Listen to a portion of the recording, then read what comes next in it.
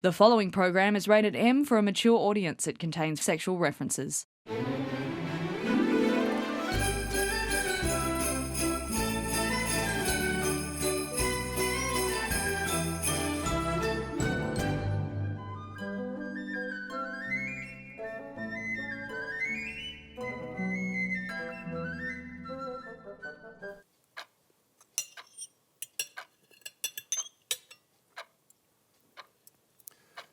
Rudolph, may you pass the salt? Ta. Worst Christmas ever? Whoa! Hang on, Santa, I put on a feast for you. Look, we've got quiche, fake turkey, sausage sizzle. I can't eat that. You put the onions on the top. I might slip over. Rudolph, I'm vegan.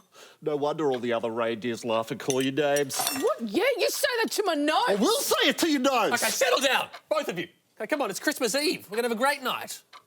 We can tell some stories and play some board games and watch a few of our favourite clips from the year gone by. Wait, this isn't a clip show, is it? No, it's just a dinner with friends, Good. interspersed with a few of our favourite clips. Oh, Well, that sounds a lot like a clip show to me. It's not a clip show, it's a celebration. And to sweeten the deal, I've invited none other than the Prime Minister, Scott Morrison, to join us. what, ScoMo? ScoMo? ScoMo's coming, baby! Bloody ScoMo! Yeah, now you're excited, aren't you? What are we going to do while we wait? Watch a few clips. Oh, God!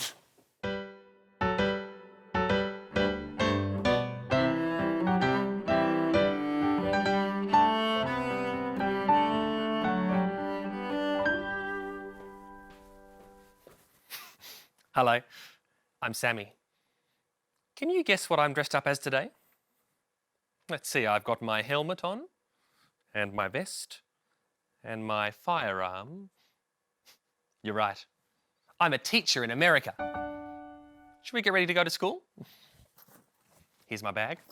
I'll just put it on my front. Bulletproof backpack. That feels safer. I think we're ready for school. School is great, school is fun, now we're on the way.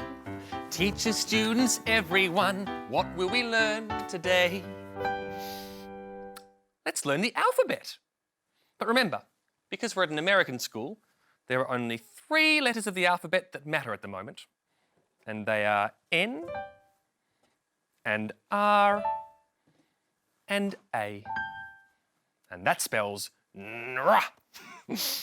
Just being silly.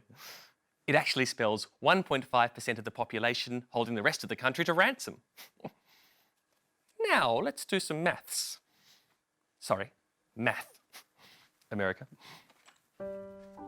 If there are 5 days in a school week, and a mass shooting takes place in America on average every 4.5 days, then how many days in a week will a school student feel safe?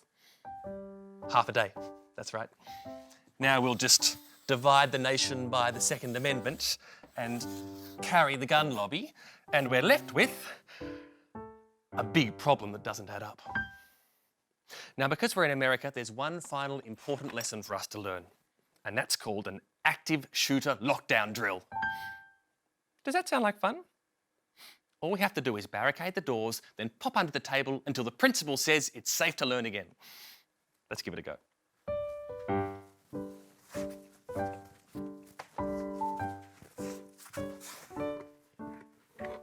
Now, while you're down here, remember to stay very still and very quiet.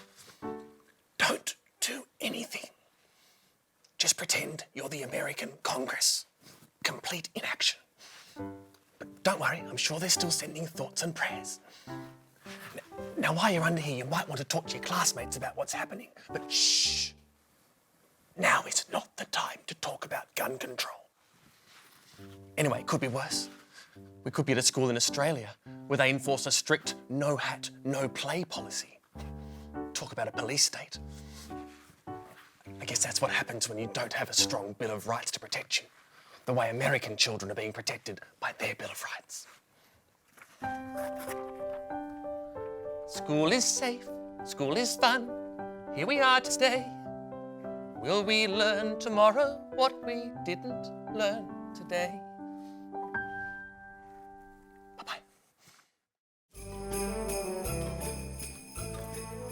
So how much longer till the Prime Minister arrives, Sammy? Not long now. His bus just left Canberra. Ooh. We can follow his progress on this app, ScoMo Tracker. See? There's his plane. What? I thought you said it was a bus. It is. What, a flying bus? No, he flies and the bus drives. Oh. Well, why does he have a bus if he flies? Oh, he's got to keep up with the competition. Like Bill Shorten has a bus as well. What, does everybody in this country have a bus? Yeah, it makes more sense in the context of an impending election campaign. I wouldn't mind a bus, you know. I hate my sleigh. It's so impractical with the modern roof structure. Yeah, it must be real hard, yeah, sitting there eating your biscuits while I drag your fat ass around the world. Have you tried running on air? Another clip, Sammy? Yeah, another clip, I Yeah. reckon. Yeah.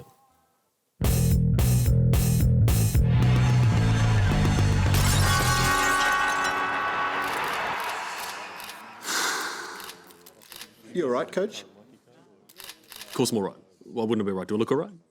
But just you had your head in your hands and you haven't said anything. Well, no one's asked me a question yet. How's it feel to lose 30 games in a row?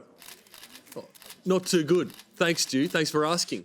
And cheers for the reminder, everyone. It's not like I haven't seen every headline, panel show and news broadcast over the past fortnight. So if any of you numbats have got an original observation to make on the fact that my team has lost 30 games in a row, well, then I would just love to hear it. Well, then how do you feel about losing 60 games in a row? What? Well, if you add the 30 games lost under Tony's captaincy to the 30 games you've now lost under Big Mal's captaincy, you've actually lost 60 games in a row. Okay, look, 30 games, 60 games, it's not a good look. I cop that on the chin. A lot of disappointed members. But look, as the coach, I still think there are some positives that we can take from this historic run of gut-wrenching losses. What positives? Okay, well, look, if you were to ask me which team is losing the most games, then I would say that would be us. Can we all agree on that? Stu? Yeah. Thank you. So, you know, one might say that we are winning the most losses. You know, no one loses better than us. When it comes to losing, we are the champions. Oh, okay. So, you know, it's just about how you look at it. And I think that's a key positive learning outcome that we can take from this moving forward. So you're saying losing is a good thing? All I'm saying is it's hard to consistently lose that many games in a row. You know, 60 games don't just lose themselves. You got to put in. You know, it takes disunity, mistrust, white-anting, complete lack of club spirit. I mean, now some of you with short memories may forget we nearly won a game just after the plebiscite round. Now, thankfully, Barnaby took one for the team and put us back in the losers column, and I was grateful to Joycey for his efforts. After that, I was able to relax again. So you don't want to win? Not yet. No. Keep the powder dry. That's what I'm telling the boys. Now, let's not forget, the grand final is still over a year away. Okay? So a win right now, it would almost be dangerous. Because once you start winning, you forget how to lose. Right. Are you planning to win any games at all between now and the grand final? No. I want my boys hungry. Famished. I want them to have forgotten what food even looks like. Because there is only one game that counts. And when that game day arrives and the air is thick with the smell of democracy sausage, well then my boys are going to run through that government banner and they are going to win the game. And you know why they're going to win the game? Because it's what they'll least expect. Who's that, the opposition? No, my players. They're terrified. All done? Malcolm, we're back on track, baby. Okay, I got one. What does Santa suffer from when he gets stuck in a chimney? What? Claustrophobia. What's wrong? Well, he got stuck in a chimney 2 years ago. It was really traumatic. Oh, sorry, man. Whose chimney was it? Oh, what do you mean, whose chimney was it? What does that matter? I just thought maybe... No, you didn't think, Sammy. It was arse deep in the flu for 72 hours. Almost died, didn't I, Rudolph? Yes, it took all 9 of us to drag him out. Blitzen got a hernia. Okay, sorry. Wait. Claustrophobia. Because I'm Santa Claus. Nobody gets it. How big was the hernia? Oh, like a small pumpkin.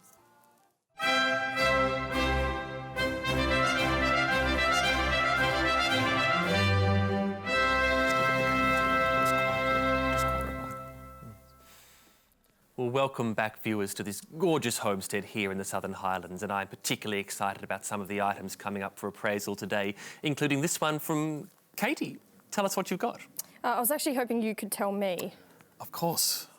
Oh, that's quite exquisite. I'd say it's late 20th century. Tell me, Katie, how did you become the owner? I just found it on a shelf in my grandma's house. What a story. Would you mind if I took a look? No. Ah, yes, I found the date in the corner. You can see 1996, a forgotten period in Australian history. And here we have the faces of Howard, Costello, Ruddock. Katie, I don't think you quite recognise the significance of what you've discovered, but this would appear, to my eyes at least, to be a photograph of a stable government. Sorry, what? A stable government? Ah, yes, you're probably too young to recall, but from the mid-1970s until the first decade of the new millennium, Australians used to re-elect their prime ministers, Katie. I don't understand. Yes, well, you see, back in those days, governments were actually allowed to govern. This was before social media and the rise of late-night Sky News hosts who encouraged career-driven, bloodthirsty megalomaniacs to knife their elected leaders. Are you sure it's from the 90s? It's just so long ago. Oh, well, judging from the general lack of women and the hubris of the two main leaders, I would say it's certainly from that era. I mean, look at that smirk. That is vintage Costello. Fantastic. But how did they get it from their phones and onto the paper? Ah, yes, you see, well, back then, phones were separate to cameras. Yes, you used a phone to make a phone call and you used a camera to take a photograph. You would have 12, or if you were lucky, 24 chances to get the right shot. Then you would wait for it to be developed at the chemist for 3 days. That's what makes this photograph all the more rare. So what's it worth? Ah, yes. Value. Well, Katie, I dare say if this were to go to auction today, it would fetch somewhere in the vicinity of electoral gold. Oh. I just thought it was a piece of junk. 10 years ago, I might have agreed with you, but the truth is, so few of these stable governments survived into the modern era. Of course, there are some vulgarities, certain elements in the photograph that reduce its value. You can see Peter Reith there, for example. But broadly speaking, if this group were to stand for election today, they would be elected with a thumping majority. I've never even seen a majority. Indeed. It's just magnificent, isn't it? Truly magnificent.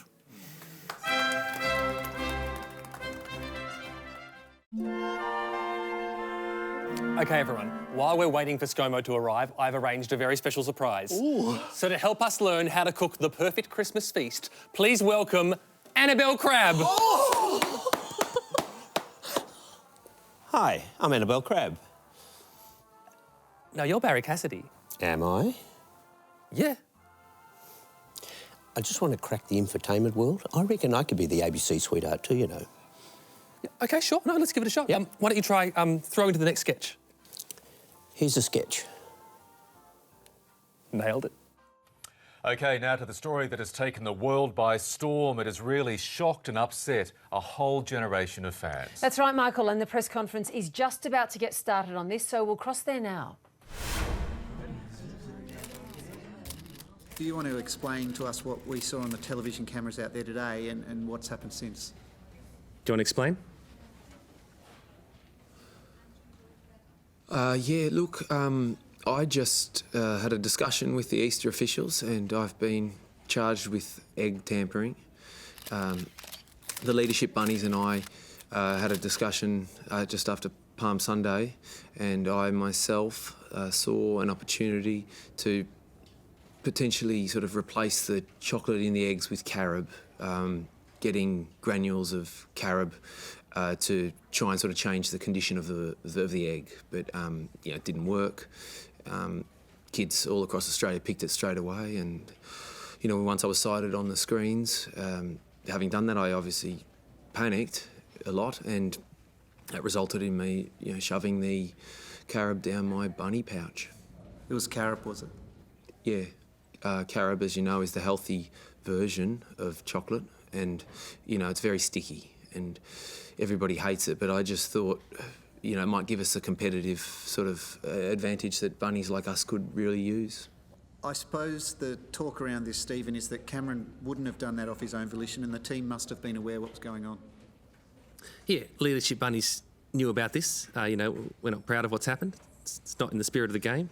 My integrity, the whole borough's integrity's been called into question, and rightly so. You know, it's not on. I mean, when you wear the baggy ears, you know that the whole country is sort of looking up to you, and that comes with a certain responsibility. And that responsibility is to provide the children with a 100% dairy milk chocolate experience. Is this the first time that you've tampered with eggs since you've been leader? It is, yeah. I mean, this Easter was just such an important Easter, I guess, for all of us. Not that other Easters aren't also important Easters, but it's just that it's such a crowded confectionery market out there at the moment. You know, you've got your top deck and your sea salt chocolate, your salty caramel chocolate, you know, your chili chocolate, your organic, your nut-free, your curly-whirly. And so it's just, yeah, it's a really, it's a crowded market out there, and it's difficult for the humble Easter egg to stay competitive in that environment. Cameron, were you pressured to do this by the leadership bunnies? Oh, no, I don't think in this particular case it was that way. I was in the vicinity of the borough. I saw the carob, but, you know, with thousands of kids gearing up for Easter egg hunts and the like, it's just a real disgrace, you know, to the baggy ears to have kids find carob instead of chocolate. Stephen, how will the children of Australia ever be able to trust the Easter Bunny again? Oh, well, you know, it's not the first controversy we've been through. You know, we had the underarm egg rolling incident in the 1980s. You know, we bounced back from that, and I'm confident that we'll bounce back from this too. Hop. What? Hop back. Hop back, yeah. Stephen, will you consider stepping down as captain? No, I won't consider stepping down as captain. I still believe I'm the right bunny for the job. Thanks.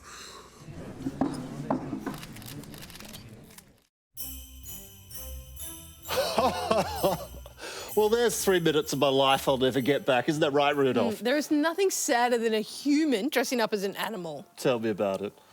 OK, well, the party's just getting started because I've actually arranged some magical Christmas elves to entertain us. Come on out, Stinky. Come on out, Cranky at bedtime. Wait, you named your elf Stinky and Cranky at bedtime? You named them after their personality traits, like bashful, sleepy, grumpy. No, Sammy, that's dwarves. Do you think dwarves and elves are the same? No. Where do elves live, Sammy? In the garden? No, that's gnomes, Sammy. Oh, that's not elves or dwarves. They're small children. Where did you get them from? From the shopping centre. Didn't you ask their parents? Elves don't have parents. They're not elves, Sammy. Shoot, go. Cut to another sketch.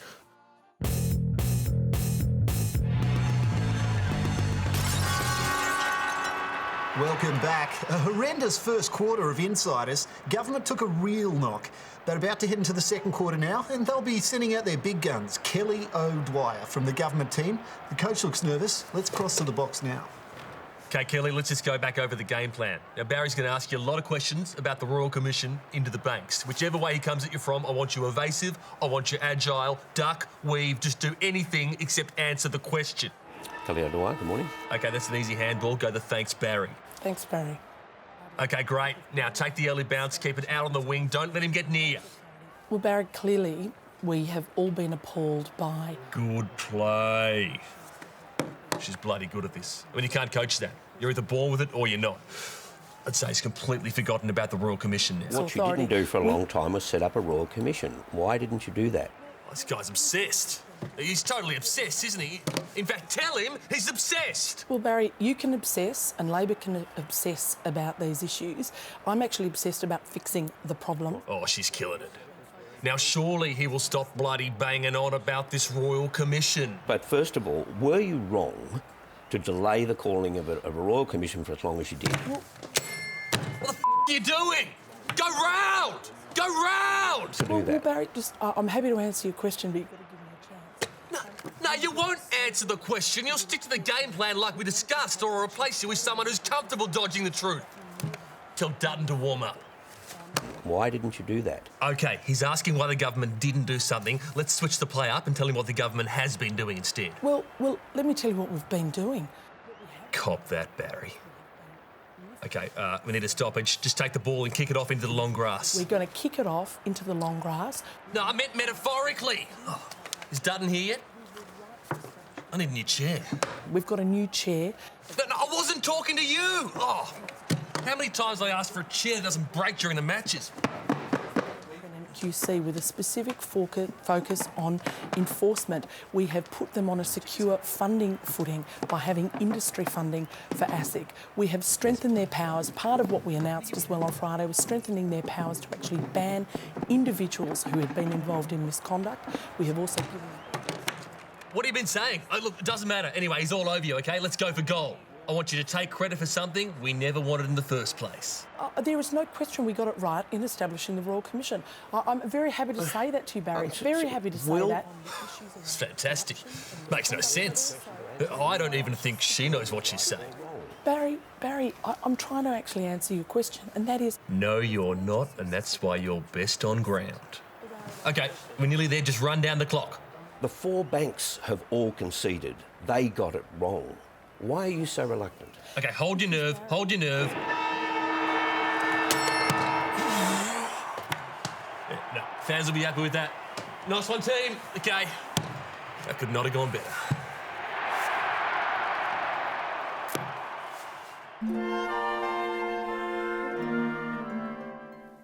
Santa, I don't want to make things weird, but how good's Scott Morrison?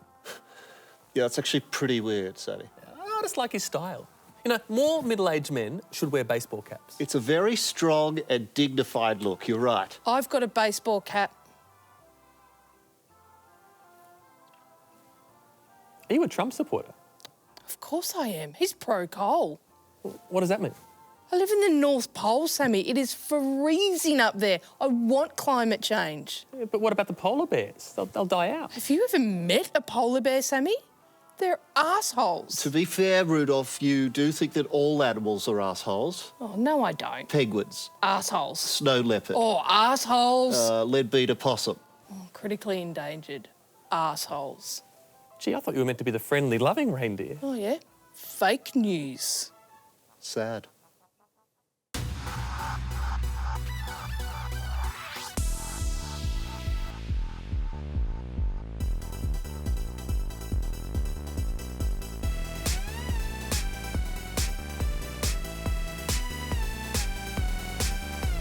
I don't know what just happened.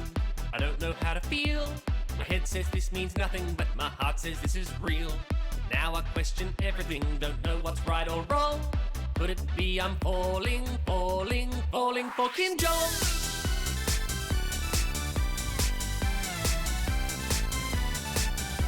They say that he's a tyrant, accusations fly, crimes against humanity and human rights denied. But when the Rocket Man is laughing, I just want to laugh along. Yes, I think I'm falling for Kim Jong. Kim, look at me, I wanna see you reuniting North Korea, bringing it together now. And Kim, I'll forgive everything if you look at me the way you look at him.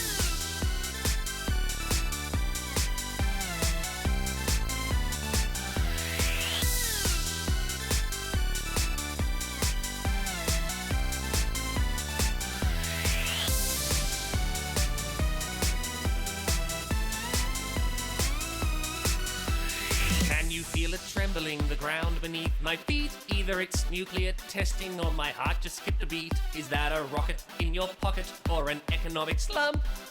Hell, I think I'm falling for Trump. He admits to grabbing pussy and his ego is insane. He spends his life on Twitter and he never takes the blame. But standing there in Singapore, grinning like a chump, I couldn't help but fall in love with Trump. I know that we disagreed, but now you've gone and done the deed. Obama couldn't get it done, but Trump, you've made me question everything. Give me your thumb the way you thumbs up. Kim, did you really kill your brother? I don't care, it doesn't matter, cause your hair is so cute. Kim, now Westerners are loving him, it hurts so good the way I'm feeling. Kim,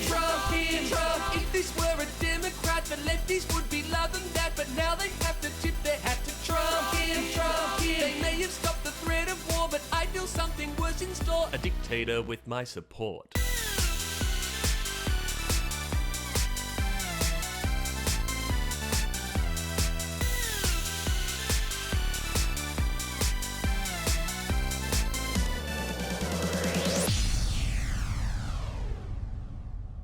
I've actually been to North Korea, you know. It's not so bad. They love the colour red. Now, Santa, I have to ask, what did you get our politicians for Christmas? Lots of things, Sammy. I got Peter Dutton a potato peeler, Malcolm some duct tape to stop him speaking, and Skirmo a lump of coal. Has he been a bad boy? No, he asked for it. He loves the stuff. Hey, what did you get Barnaby Joyce? Oh, little booties. You know, because of the with the baby and the girlfriend with the by-election, with the constitutional crisis. Santa, what did you get for me?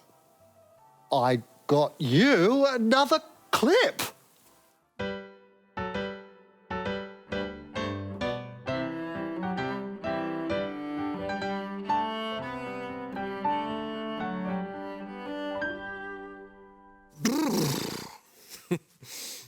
Hello, I'm Sammy. Can you guess where I am? Let's see. It's very cold, there's lots of snow, and nobody's watching. You're right. I'm at the Winter Olympics. Hi, Bjorn. Now, who's been skating on thin ice this week? It's national champion, Humpty Barnaby. He's got everything he needs to win this tournament. 2 little ice skates and earmuffs to block out the calls for his resignation.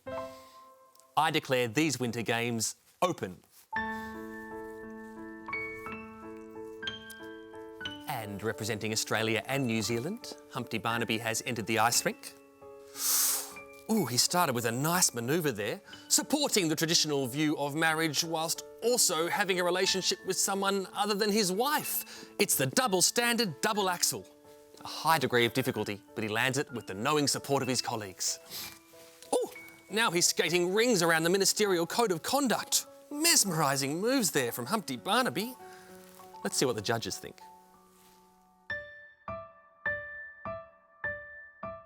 He's pulled it off. Okay, now it's time for our next event, the downhill career. Come on, Barnaby. Let's catch the chairlift up Mount Integrity.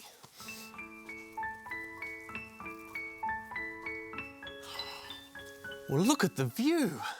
The careers go as far as the eye can see. And we're off and racing. Oh, Barnaby's going quickly. He's trying to outrun the story. His family values are propelling him forward. Quick, Barnaby, it's a by-election. Hold your breath, don't say anything. He's made it through. Oh no, but now he's stuck in the snow cone of silence. Hello to the press gallery. Barnaby, it's Johnny Depp's dogs. Quick, put them down. Oh, wee! Remember when my scandals were endearing? Ooh. Looks like he's fractured his integrity. Let's see what the judges have to say.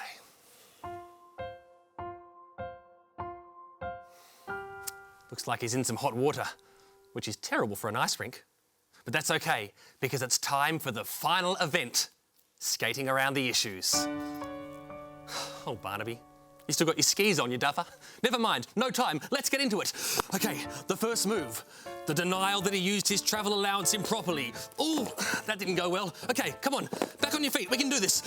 Now he's trying to define the difference between a lover and a partner. Ooh, he's looking shaky, he's spinning in circles. Even his colleagues are telling him to get off the ice. Boo!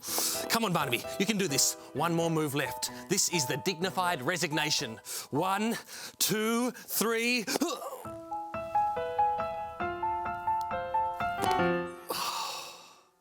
Humpty Barnaby had a great fall. And all the king's horses and all the king's men gave thanks to Lord Murdoch for not outing them. Bye-bye. Tonight on Three Corners, we go behind the scenes in our nation's capital to meet the parliamentary ratcatcher. Yeah, well, my name is Dylan Rosedale. I'm 32 years old and I work in Parliament House as a pest controller. So my job is just to clear out the rodents and the cockroaches and the school groups and that sort of thing. But of all the pests Dylan has to tackle, none come tougher than Labor Party rats. Yeah, well, the old man used to say that as long as there's a Labor Party, there'll always be rats. But, you know, methods have changed. We don't kill them anymore. We just put them on Sky News. Dylan has a range of tricks in his toolkit to catch these treacherous critters. Well, in the old days, we used to kill rats through pre-selection, but then they grew resistant to that, so we've had to get more creative. All depends on the type of rat, I guess. Like the Kevin Rudd rat was pretty easy to catch, just held up a little mirror and he ran straight into it. Then the Dastiari rat, a bit more complicated. We had to put out little bits of mandarin and he'd come and nibble on them, but, you know, we got him in the end. Dylan has seen firsthand the damage these rats can do to the party. Yeah, so here we have a Labor Party how to vote card, and as you can see, the rats have just chewed straight through it. Completely destructive little critters. I mean, some of them even go on to become opposition leaders, so, you know, it's the country that suffers. But now, Dylan is facing his biggest challenge yet. After a decade of lurking, the mythical Latham rat has come back into our living rooms. Oh, well, I've never seen the Latham rat in person. I've just seen the damage. Here's my Moby Dick. King rat. From what I can tell, it's a pretty unique breed. You know, no predictable pattern of behaviour. Veers left, veers right. Used to be an indoor rat, now it's more of an outsider, so it completely widens the search. Last I heard, he dug a tunnel between David Leinhelm's office and Pauline Hanson's office, so going to start by laying some bait down there. But yeah, so here we have the Latham bait. We use the John Howard strength, which is pretty much the only poison known to work on a Latham. Despite his record of catching them, Dylan stresses that he always treats the pests humanely. Yeah, well, I just catch the rats. I don't kill them. The party's more than capable of doing that. Excuse me. Pest control, Dylan speaking. You spotted a rat? What type? The Albanese. I'll sort it out. Excuse me. Don't know how Bill Shorten got my number. Ow!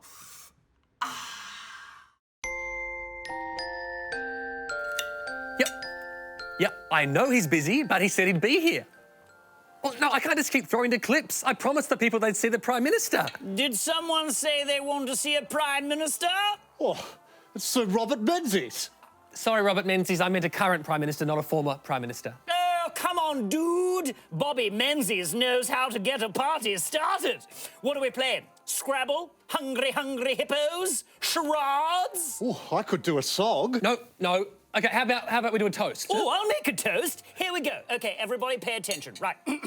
Well, Australian politics 2018. What can I say?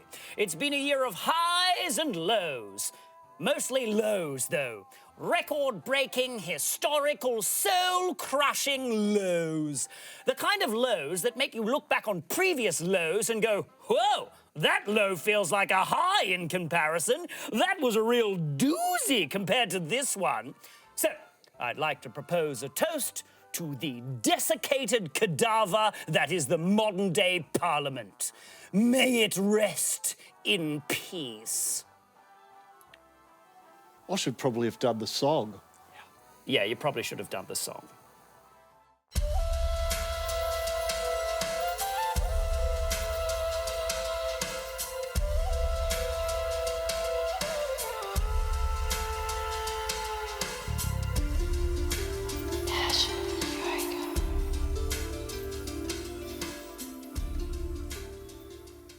Hello, Australia. Welcome to National Yoga, your chance to unwind, de-stress and rediscover your best self. Today we'll be doing a new yoga flow that's just come out of Canberra, so wherever you are, clear some space, take a moment, and let's do the lip spill. Lip spill. OK, we're going to warm up now by getting in touch with our electorates, just feel your constituents, and when you're ready, in your own time, we'll be moving up into our one-seat majority. So just feel that support in your crossbench and hold this position now for 30 news polls. Then when you're ready to release that pressure, we're going to lower ourselves down into our cabinet position.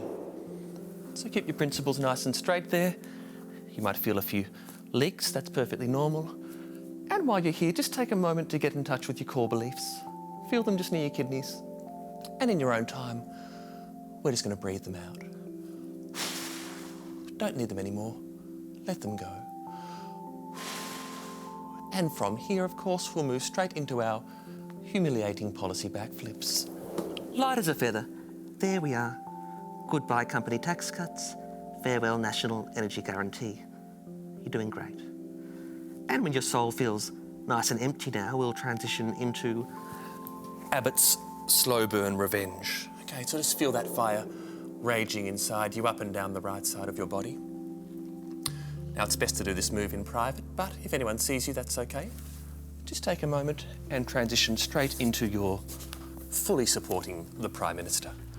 Really show that support, fully supporting the Prime Minister. And of course, from this move, we go straight into our DUTTON challenge. Well done. So when you're ready, just bring your arms up and into a gross overreach. Remember to smile.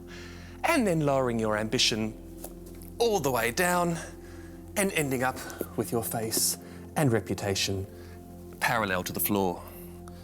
That's great.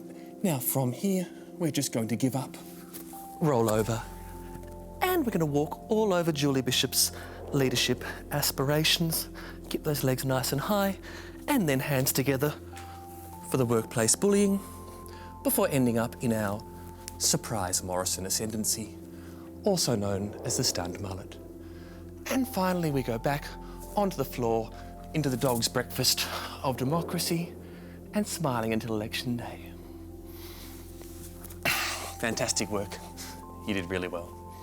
We'll see you next week. We'll be doing the Section 44, so bring your towel and your passports.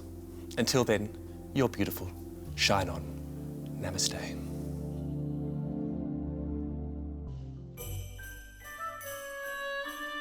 What a great clip.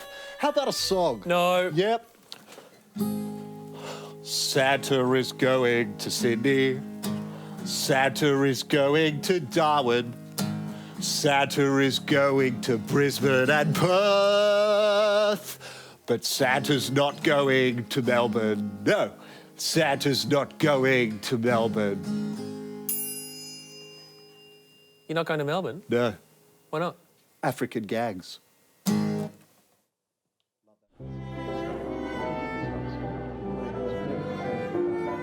Well, welcome everybody. What a beautiful day it is for an auction, and what an exciting collection we have for you today. The Australian Broadcasting Corporation, or ABC, formerly publicly owned but now at long last broken down, torn apart and ready to be sold off to the highest bidder. And let me tell you, after $254 million worth of effective cuts in the past 5 years, this really is a steal. Nice to see so many of you here today. Channel 9, Network 10, the IPA, Mark Latham, News Corp and the Communications Minister. Please save your complaints until the bidding has ended, sir. Now, today we will be selling off the ABC's 3 main networks, online, radio and Annabelle Crabb. And our first lot for auction is the entire ABC News department. And may I say, if you're threatened by questions or critical debate, you'll be delighted to have this item locked away in your cellar forevermore. This includes former episodes of Lateline and the jewel in the crown, Insiders.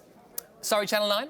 What's Insiders? It's like 60 Minutes, but with journalists. Shall I start the bidding at $100,000? Do I hear 100? 100? Thank you, SBS. Yes, you can have Costa back. Do I hear 150? Anyone? Need I remind you that this lot includes Four Corners, Media Watch, and the old ABC News theme tune. Oh, $150,000. Thank you, Mr. Murdoch, and always lovely to see your face. Do I have 175,000? What if I throw in Catalyst? What if I take away Catalyst? 200,000 up the back. Do I hear a raise on $200,000? OK, what if we include fan favourite Q&A, which is worth over $350,000 alone if you go by Tony Jones's leaked salary? Wasn't that a great day for journalism? Left-wing bias. Was that a bid, sir? No, I'll take that as a comment. Do I hear 355,000? 355 over here. Fair warning, we have 355 going once, 355 going twice, and sold! The entire ABC News division sold for News Limited. Fair play, well done. Ladies and gentlemen, may I remind you that all these items are only available today. Once they're sold, they're gone forever, just like Telstra. No regrets. Moving along now to our next lot, Lot 7. This, my friends, is the box that the ABC keeps Anthony Green in between elections. Do I hear $50,000? It's a precious, rare opportunity. I'll remind the Communications Minister not to bid with his middle finger. I'm also happy to throw in the ABC iView streaming service. Does anybody out there need a new streaming service? Thank you, Optus. Sold!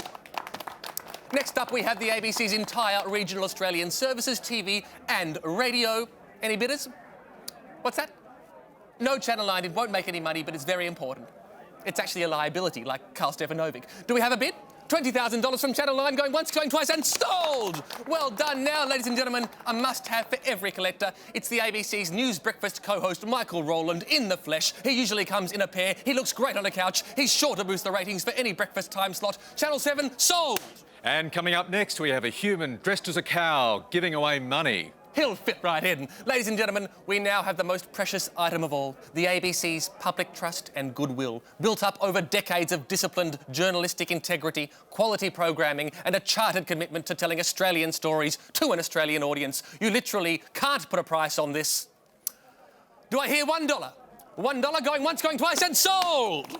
Thank you, ladies and gentlemen. That concludes our sell-off. And remember, it's officially now your ABC.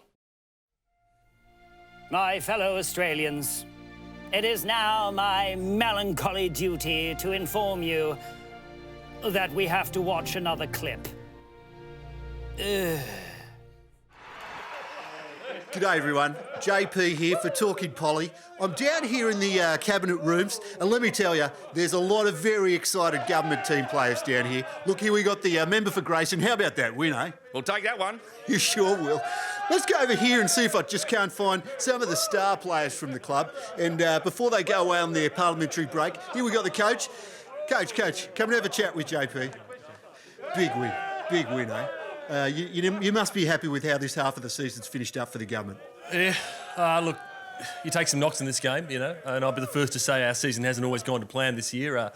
You know, obviously had 30 losses in a row, then Michaela Cash with the whiteboard injury, and then Joycey got his ass torn out, and that sort of ended his career prematurely. But, you know, ultimately here we are back on top, and you've got to celebrate the wins. You know? Who's that? Is that Hasty? Oh, Hasty. High spirits down here, boys. Tell us how good it felt when the boys kicked those income tax cuts through the Senate just before the final siren there. Look, I mean, moments like that, they don't come along often. You know, let's not forget ScoMo stood up in the budget game and he announced that we were going to give free pies to every fan earning under 200,000 now. A lot of people wrote us off. You know, you boys did. I was watching your show that night. Not a crack. Okay, but here we are. We got it done. So, egg on your face. Yeah. Well, where do you think the turning point was for you guys? What's that? What was the turning point on the income tax cuts? Oh, a few factors at play, but ultimately, no doubt, it was when we got Pauline off the bench in the fourth quarter. Yep. You know, it's tricky with Pauline. It's a delicate area. You know, you sort of want her playing on your team, but you don't want people to know that she's playing on your team, if you know what I mean. Yeah. It would have been difficult to win without her today.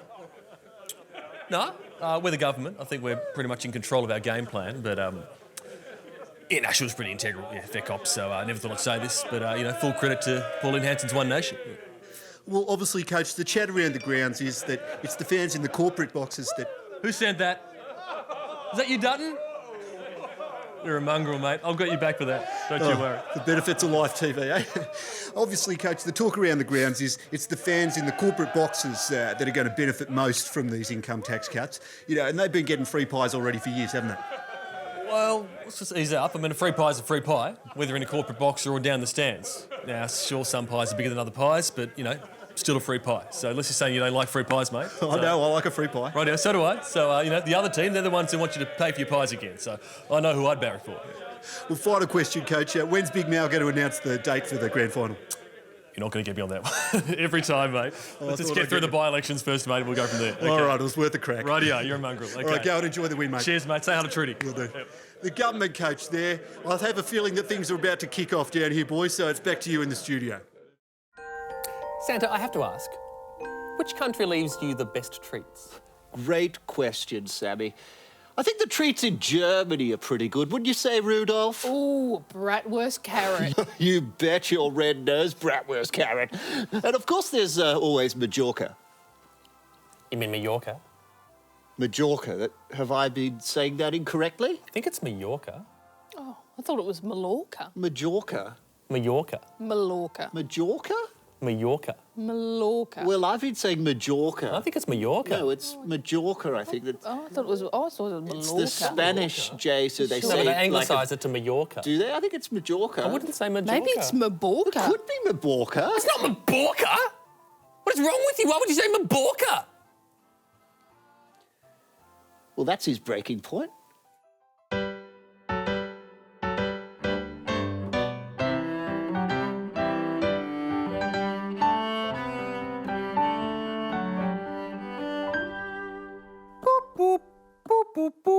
Boop, boop, boop. Hello, I'm Sammy. I'm sending emails today using the NBN. Can you spell NBN? Here's a clue. If you can say it, you can spell it. Just being silly. But I'm very excited today because we're going to connect to the NBN together. All we'll need is a computer, a dog's breakfast of outdated technology, and $29 billion. Seems reasonable. Ooh, it's upside down. $62 billion.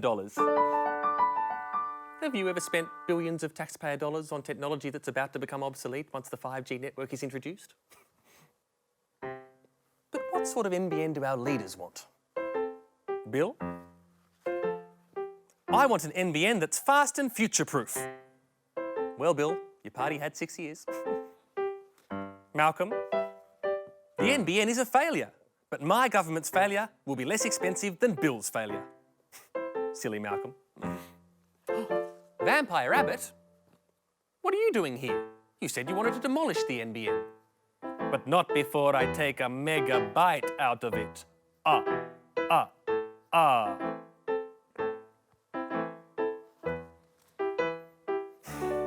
So it seems no one can agree, the cost is unknown, and the deadline's unmeetable. What a fantastic starting point for a national infrastructure project.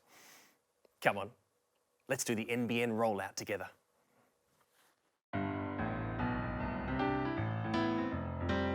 Take a fibre optic cable and run it to the node. The node is on the road, your house is over there. So run a copper wire from the node on the road to a box on the side of your house. Do the NBN rollout with me. Do the NBN rollout. Let's be copper wires together now, all tangled and frayed. If this technology was good enough for Edmund Barton, it's good enough for us. Oh, now let's choose a service provider.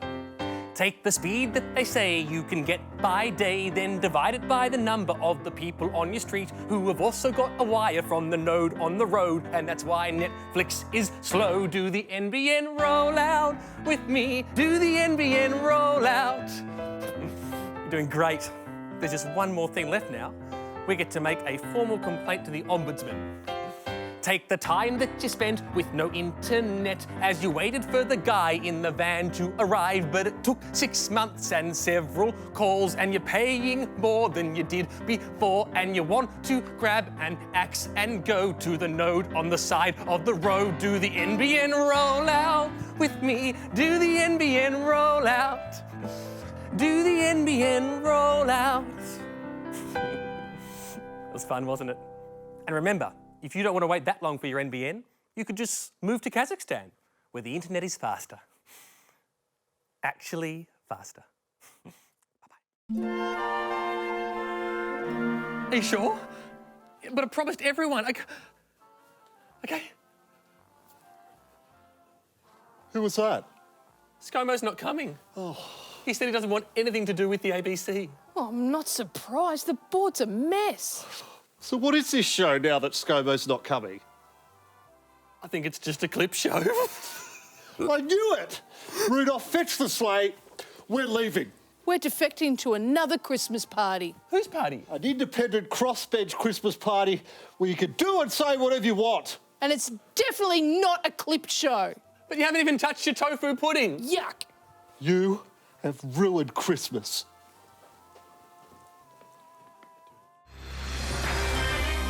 Tonight on Three Corners, we reveal the true story behind the Liberal leadership spill, with exclusive access to the mastermind behind the coalition, the government coach. This is Blood on the Field. Dawn in Canberra, and the coach warms up for the biggest match of the season. Big Mel's captaincy is looking terminal, and club doctors have warned that he's carrying a severe fracture to his popularity. Yeah, well, look, obviously it's been a pretty rough few weeks for the club. You know, boys are hurting, so I just thought I need to come up here to the main stadium and just see how everyone's holding up. And find out who the captain is, because I can't keep up at the moment. Just doing some basic loyalty training here on the field. Gotta get my players to run in between all the cones without tackling their own captain. It's not rocket science, you know? As Big Mal's teammates threaten to revolt, coach decides to run down the clock. Yeah, so I've told Big Mal to shut down play. You know, it's just like a rain delay, can't really play in these conditions. So, yeah, close the field and, yeah, look, I can't chat right now, but okay.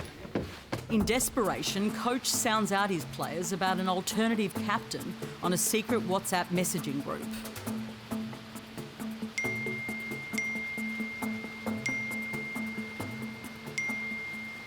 Yeah, at this stage, I've just told them all to get into the locker room and just sort it out. Just pick a captain, pick the mop and the bucket for all I care, because I've had it up to here and we need to get on with kicking some legislation, OK? I've got to go. As the media converge, coach still doesn't know who his captain is. Yeah, so just outside the stadium here, got the journos behind me. A bunch of maggots have been this week.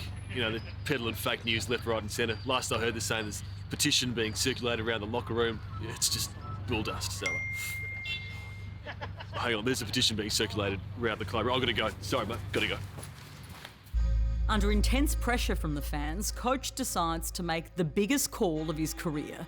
In this exclusive footage, we're about to witness the moment that coach asks Big Mal to stand aside. No, mate, you're cooked. Half the team, want you gone. You're rooted. With all eyes on the stadium, players enter the club rooms for a final speech from the coach. Breaking news here. The successful candidate was Scott Morrison. That's my captain. That is my new captain. Big Scotty ScoMo, gonna go all the way to the flag! Yeah, OK, so pretty seamless transition there to leader. ScoMo stepping up. You know, he's going to make a good captain. If he doesn't, we'll just get another captain in a couple of weeks. Ultimately, though, you've got to feel for Big Mal. You know, I mean, I've been training him for nearly 3 years now, and to see him get stretchered off the field like this, it's just brutal. It's just brutal.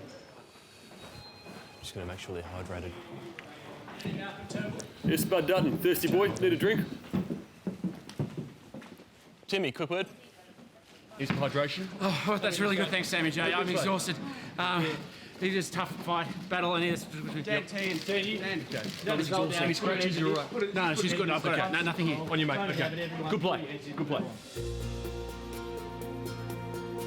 And even in his final moments as captain, Big Mal still sought comfort from a familiar face in the crowd. And I want to thank the Australian people for the support they've given me and my government over the last nearly 3 years.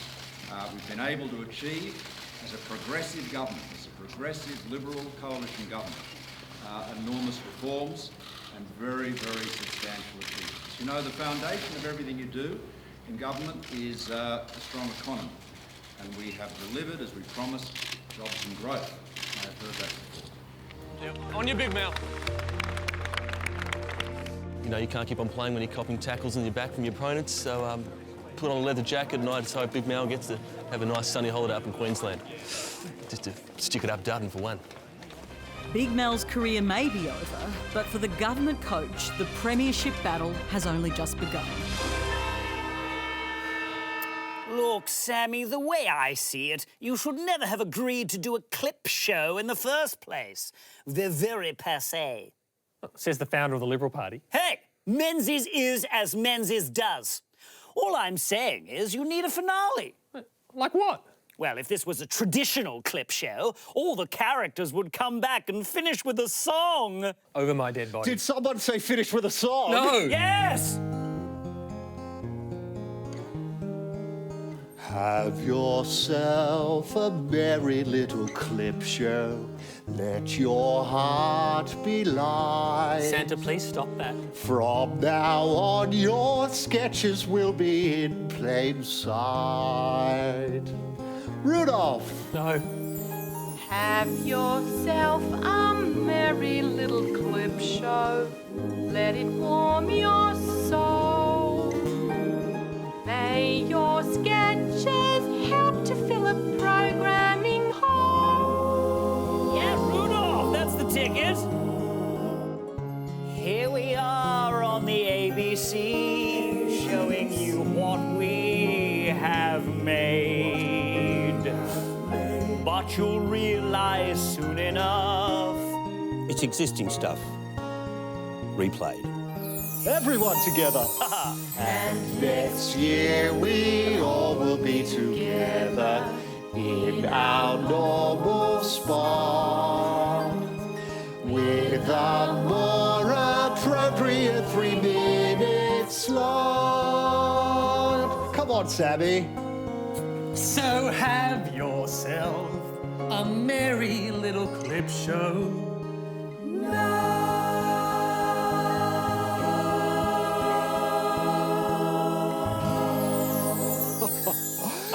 Merry Christmas! Merry Christmas. Merry Christmas. It was a clip show. It was a clip show. It definitely was. ScoMo's here!